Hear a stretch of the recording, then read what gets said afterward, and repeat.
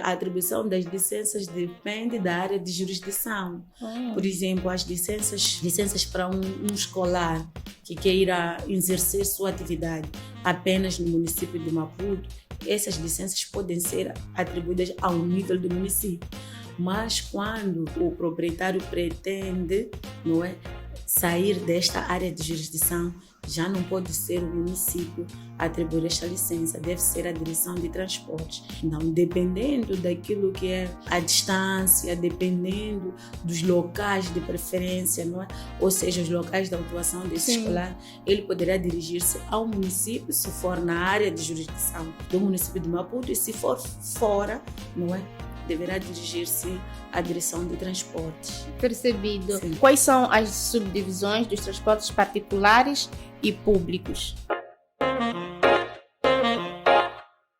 Saudações, seja bem-vindo, Royal Welcome de todos os idiomas possíveis. Nós te cumprimentamos para que te sintas muito, mas muito à vontade, pois está a começar mais uma edição do seu Estrada Cast. Esta que é uma iniciativa da empresa tecnológica Maonelo, que também é a criadora do aplicativo Carta Fácil MZ, o seu aplicativo de excelência. Hoje nós queremos falar sobre o ser e estar na via pública e por isso nós contamos com a presença excepcional da nossa querida agente da Polícia Municipal afeta a nível da cidade de Maputo, ela que é a agente Arsênia Miambo. Hoje vamos falar sobre o RTVAR. RTVAR, é isso, né? Bem-vinda, gente. Como é que está? Muito obrigada. Saudar primeiro aos nossos internautas, dizer que de saúde eu estou bem. Vamos falar do RTVAR. Vamos falar do RTVAR. Esta é uma abreviatura que significa Regulamento de Transporte em Veículos, Automóveis e Reboque. É um regulamento muito, muito extenso, tem uma imensidão de coisas lá dentro, mas nós vamos focar em alguns pontos. É um regulamento de facto muito enriquecido, traz consigo matérias ligadas ao transporte coletivo, transporte semicoletivo, transporte escolar, ainda transporte de aluguel. Vale a pena. Vale a pena. Sim. Então temos muitos temas pela frente. Temos muitos temas pela frente. Primeiro queremos entender, agente Arsênia, o que é o RTVAR e para que serve? Bem, este é um dispositivo, posso dizer, é uma norma legal, não é? Que regula o transporte. No entanto, serve, ou seja, ela aplica-se ao exercício da atividade de transporte, sim, não é? Em veículos, automóveis e reboques. E a quem que aplica-se? A todos. A todos, sim, sem exceção. Indo mais à frente, queremos entender como é que classificam-se os transportes. Os transportes classificam-se em transporte particular e público. Sim. Quais são as subdivisões dos transportes particulares e públicos? Bem, as subdivisões dos transportes particulares e públicos são os mesmos, não sim, é? Eles dividem-se em transporte de passageiros, de mercadoria e misto. O misto é quando é de mercadoria e de passageiro, é isso? Quando é que podemos dizer que estamos perante um transporte particular? Geralmente o transporte particular é um transporte que é efetuado por conta própria e sem fins lucrativos. Sim. Posso dar aqui alguns exemplos, sim, não é?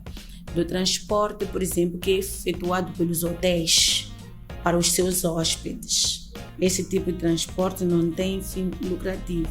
Existem também alguns estabelecimentos de ensino que efetuam este transporte. Sim. Algumas universidades, algumas escolas têm transporte próprio. E não só, existe também alguns transportes de instituições. Nós temos visto um pouco pela rua alguns transportes, não é? Ministérios. Sim, ministério, transporte pessoal, sim, não é? Da instituição. Esse tipo de transporte considera-se transporte particular. Pronto, já entendemos o que é transporte particular. Agora queremos entender o que é transporte público. O transporte público, podemos dizer que é por conta de o trem, não é? tem fins lucrativos. Sim. Exemplos que posso dar cá no transporte público, posso falar dos transportes coletivos e semicoletivos. Esse é um exemplo muito claro. Os nossos chapas, os nossos autocarros. Este é o tipo de transporte público que posso aqui exemplificar. Não só. Existem outro tipo de transporte público, por exemplo, transporte de aluguel. Estou a falar de transporte escolar, estou a falar de táxis, por exemplo, Sim. seja por aplicativo ou não. É considerado também um transporte público. E hoje em dia ainda temos os nossos mototáxis, não é? Que também são considerados transportes públicos. Resposta excepcional para a minha próxima pergunta. Agente Arsênia, quem é que pode exercer essa atividade de transporte público de passageiro, mercadorias em veículos de automóveis? Este tipo de transporte pode ser exercido por qualquer um, desde que seja em veículos de automóvel de matrícula nacional. Sim. Sim. Como é que deve ser efetuado o transporte público? Bem, esse transporte pode ser efetuado por várias formas. Existem vários regimes, não é? Sim. Caráter de aluguel ou coletivo. Depende da necessidade do proprietário ou depende da necessidade da pessoa que queira exercer este tipo de atividade. Sim. Sim. Continuando aqui, a gente Arsênia, nos transportes públicos. Em quantos regimes o transporte público pode ser explorado e quais são esses regimes? Temos dois tipos de regime. Sim. Que é o regime de aluguel ou o regime coletivo. O regime de aluguel é por conta do trem, não é? Sim. É uma atividade em que os veículos são alugados, não é? Nós temos visto um pouco por nossa cidade alguns veículos alugados, onde eles são postos ao exclusivo de uma entidade. Sim. Falamos há bocado, por exemplo, do Ministério, não é? Sim, sim. Então, é este tipo de atividade que refere-se. Agora, o público é um sistema de transporte coletivo, não é? Que é aquele que nós temos visto também nos nossos autocarros, onde existem muitos passageiros, não é? Então, consideramos este um transporte coletivo. Certo. Sim. Está percebido. Quais são os acessórios obrigatórios para os veículos licenciados para atividade de transporte? O nosso regulamento traz aqui alguns acessórios obrigatórios, né? Que mesmo durante a fiscalização é nossa obrigação como polícia verificar se estes veículos automóveis trazem consigo esses acessórios. Estou a falar, por exemplo, do extintor. Em tempos, nós como Polícia Municipal temos uma área de bombeiros municipais. Sim. E o Comando de Bombeiros Municipais e Voluntários concedeu uma indução nas principais terminais. E esta indução tinha como objetivo clarificar aos nossos condutores, aos proprietários, a necessidade de ter lá um extintor. É verdade que hoje em dia temos alguns extintores nos locais apropriados e devemos observar aqui que são os quilos que são recomendados. Por exemplo, para a atividade de transporte público variam de 5 a 10 kg. Então, fez-se essa indução com o objetivo de aclarar estes proprietários a necessidade, para além do nosso regulamento chamar cá a atenção de trazer este extintor, a necessidade de estar lá e em local bem visível. Sim. Que é para caso haja algum incêndio possamos prevenir. E não só o extintor é obrigatório ter consigo a bordo, mas nós temos situações em que em algum momento poderíamos ter um pneu, furar-se um pneu. Sim. E é obrigatório que tenhamos um macaco e chave de roda nas nossas viaturas. E não esquecendo de deixar cá ficar a questão dos triângulos. Há uma obrigatoriedade que nós devemos ter 2 triângulos na nossa viatura e um colete refletor, que é para casos de avaria podermos sinalizar tanto na parte frontal do veículo como na parte traseira. Certo. Sim. Então já conhecemos aqui os acessórios que os veículos de transporte devem ter. Sim. Pois bem, caro internauta, hoje estamos aqui a conversar com a agente Arsênia Miambo e estamos a falar do RTVAR, Regulamento de Transportes em Veículos, Automóveis e Reboques. Acertei, né? Sim. É um nome muito comprido, mas já estou a pegar aqui o jeito. Agente, agora vamos falar do transporte escolar. Qualquer pessoa pode exercer esta função de condutor escolar? Bem, eu posso dizer que sim, né?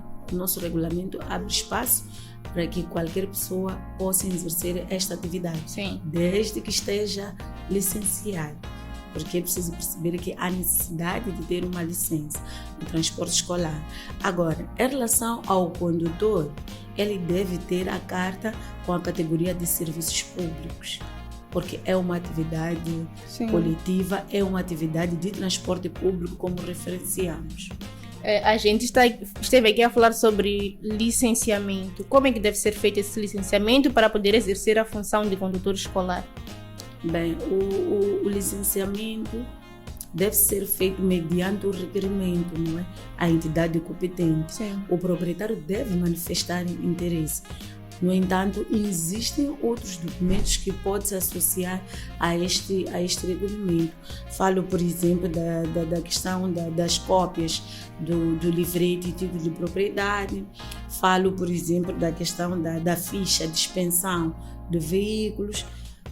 Falo da questão de NIT, entre outros documentos que o condutor, ou seja, o proprietário, precisa trazer consigo, que é para poder manifestar interesse em exercer este tipo de atividade. Certo, Sim. Então ele tem que estar legal. Sim, é preciso reunir estes documentos, não é? Para além daquele requerimento que ele vai redigir, seja para o Ministério, seja para o município, porque a atribuição das licenças depende da área de jurisdição. Por exemplo, as licenças para um escolar que queira exercer sua atividade apenas no município de Maputo, essas licenças podem ser atribuídas ao nível do município.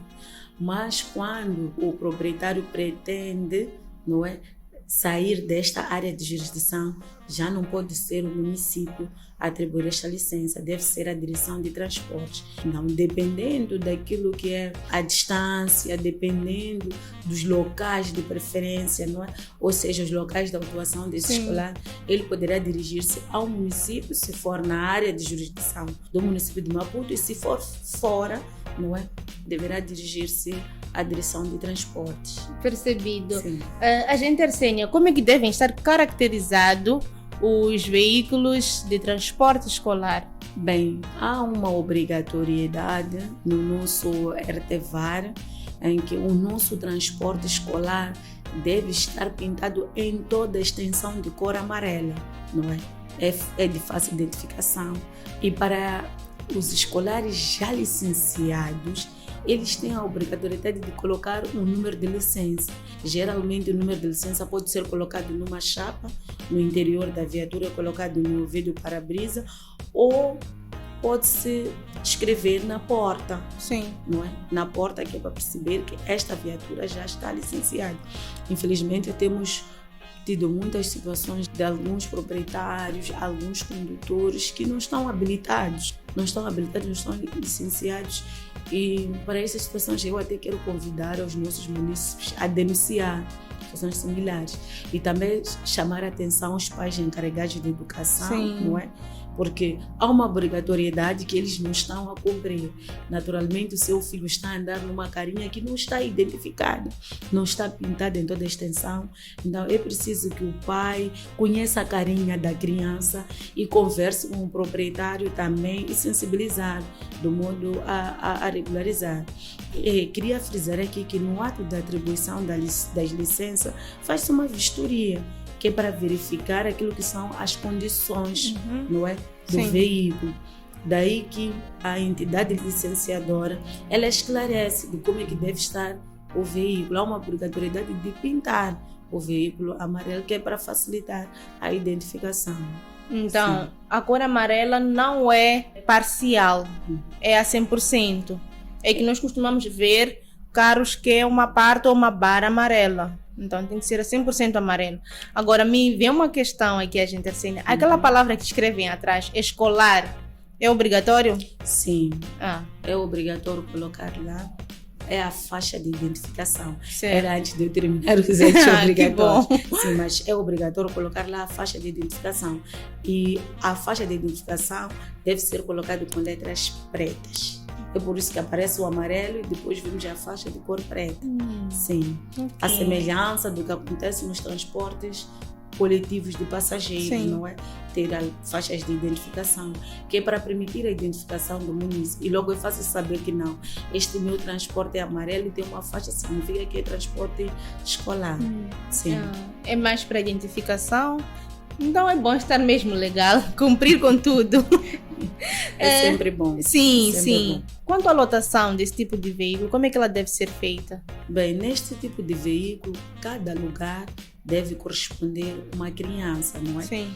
É verdade que, em algum momento, nós nos deparamos com situações de excesso de lotação. Exato. Porque os condutores, quando se apercebem que não, essas crianças, né, são mais novas, eles acabam colocando acima daquilo que é exigido. E nós sabemos que se é 15 lugares, significa que a lotação deve ser de 15 lugares, não é? Sim. Sim. No entanto, há uma situação que ocorre, por exemplo, em veículos que tenham mais de 9 lugares.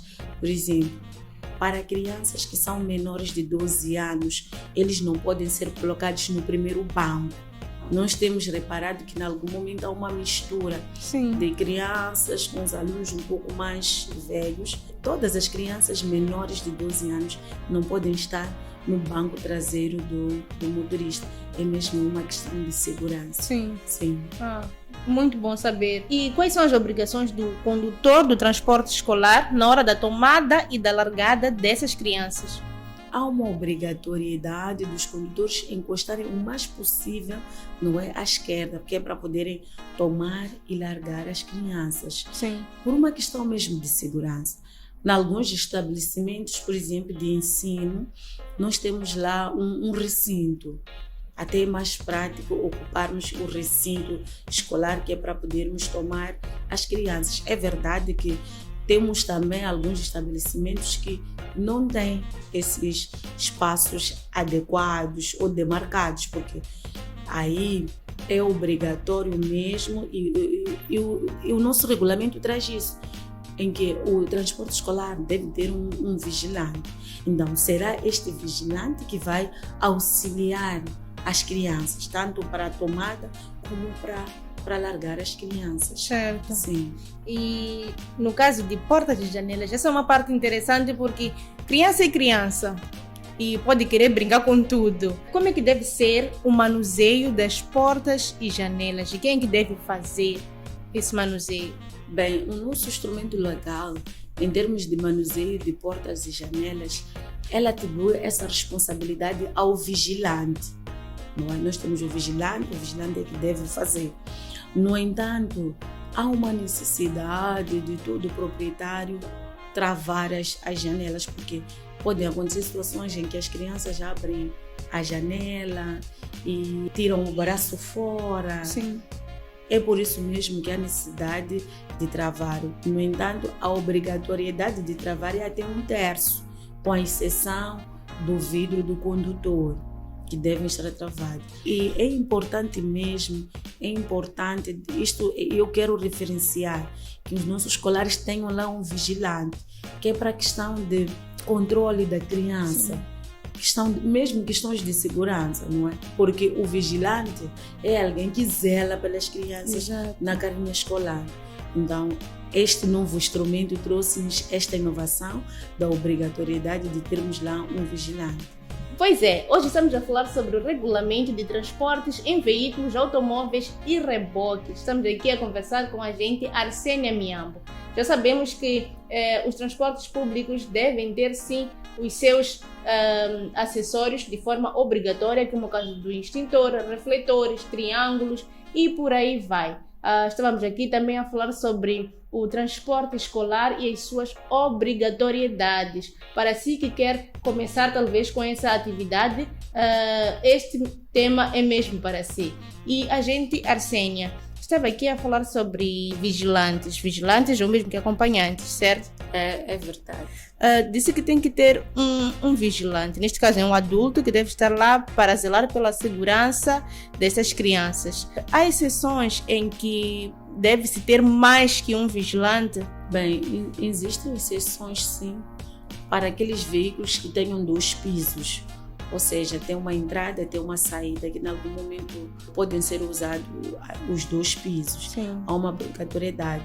Para viaturas, por exemplo, com uma lotação acima de 30 lugares, há esta obrigatoriedade de ter pelo menos 2 vigilantes. Sim. Que é para poder assegurar, não é, as crianças. Tem uma pergunta, gente, Arsênia, que eu não coloquei aqui, Sim. mas surgiu aqui. Há veículos, há transportes escolares que têm lá um som alto. Durante a viagem, isso é aceitável? Ainda não chegou ao recinto escolar, por exemplo. É aceitável? Nós temos a nossa postura de trânsito, Sim. não é? Que prevê, ou seja, que preconiza e proíbe a poluição sonora em veículos de transporte coletivo, semicoletivo e transporte escolar, não é? Isto é uma infração. Os munícipes devem denunciar se por acaso detectarem ou verificarem que há um transporte escolar que tenha lá um som com um volume alto. Devem de imediato tirar a matrícula, não é? Se for uma carinha que é vista, por exemplo, numa escola, dizer que, olha, ao denunciar, dizer à polícia que, olha, é uma carinha que tem passado pela manhã. Então será fácil a nossa equipe de fiscalização, as nossas brigadas poderem interceptar. Infelizmente não é permitido, não é? Que as carinhas escolares, ou seja, o transporte escolar, tenha lá som. Sim. Sim, e para estas situações, como medida, quando a Polícia Municipal detecta este tipo de infração, de imediato apreende a viatura e o proprietário deve remover os instrumentos catalisadores de som. E só depois do pagamento das despesas, seja da multa, taxa diárias, é que se faz a devolução do veículo. E ele tem que andar na linha já. Sim. Falou aqui das linhas verdes para denúncia. Poderia nos recordar as linhas verdes para podermos denunciar? A nossa linha verde do município funciona das 7h30 às 22h30. É 800 945 945. Temos as nossas linhas operativas, piquete da Polícia Municipal, que funciona 24 horas, onde o município pode denunciar. Temos a linha da Vodacom, que é o 84 53 27 497. Temos uma linha da MCL, que é o 82 85 86 230. Os munícipes podem usar essas linhas para poderem denunciar qualquer situação que seja. Obrigada, gente, Arsênia. Pois é dessa forma que nós terminamos aqui as nossas questões. Foi uma entrevista bastante interessante. Caso queira denunciar, a gente deixou aqui ficar as linhas verdes. E deu para perceber que números para poder ligar e fazer as denúncias não faltam.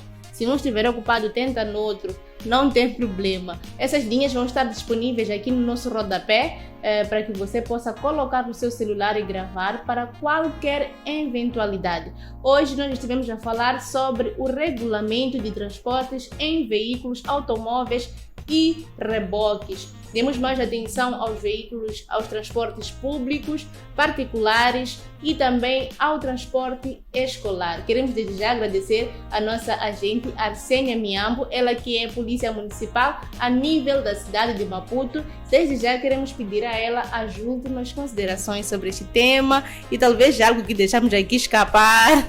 Agente Arsênia. Bem, primeiro eu queria agradecer o convite. É sempre um prazer cá estar para poder aclarar alguns aspectos ligados às nossas posturas municipais. Quero exortar a todos os munícipes para que possam cumprir com aquilo que são as normas que são definidas ao nível do nosso município. Como se tem dito no município, vamos tornar o nosso município cumprindo com as nossas posturas municipais. E muito obrigada. Obrigada a nós, gente. Pois é, nós chegamos por aqui. Esse foi o seu StradaCast, a iniciativa da empresa tecnológica Maonelo, que também é criadora do seu aplicativo número 1, o Carta Fácil MZ. Nós despedimos-nos de si com promessas de cá voltar próxima semana. Dizemos o nosso tchau, tchau, goodbye, tabonana, como entramos assim em todos os idiomas, nos despedimos também de si. Até próxima semana, à mesma hora. Tchau, tchau.